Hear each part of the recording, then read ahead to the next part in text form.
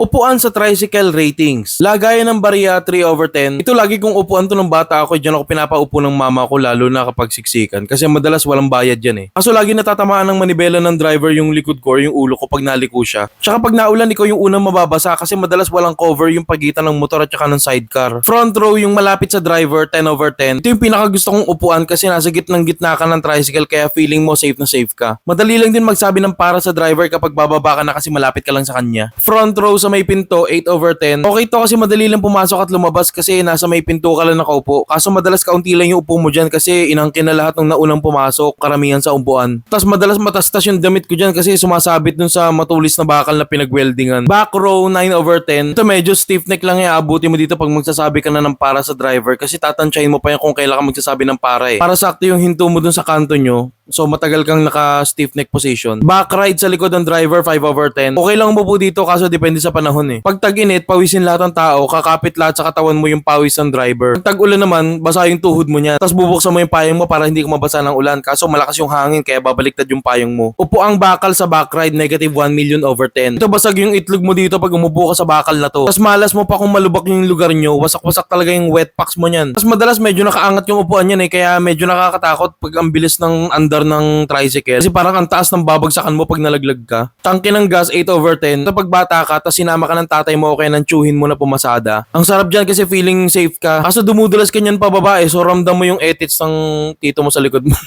Bubong 3/10. Ito pag wala ka na masakyan kasi labasan ng mga estudyante sa school nyo, tapos nagkaubusan na ng tricycle, dyan ka na sa bubong, palag-palag na yan. Kaso bawal yung mga ganito eh, sinisita ng mga traffic enforcer sa tapat ng school nyo. Hihintayin ka munang umakyat bago ka pababain. Comment down below kung ano yung bias mong upuan sa tricycle. Tapos suggest din kayo ng mga pwede nating ratingan sa mga susunod nating videos. Kung gusto mong gawing exciting and engaging ang iyong school events, birthday parties, corporate events, exhibits, and brand launch, Amusement Zone got you covered. Maraming game booths, arcade games, inflatable games na pagpipilian. Trusted by big brands and TV networks. Rent our games now at magkita-kita tayo sa next event nyo.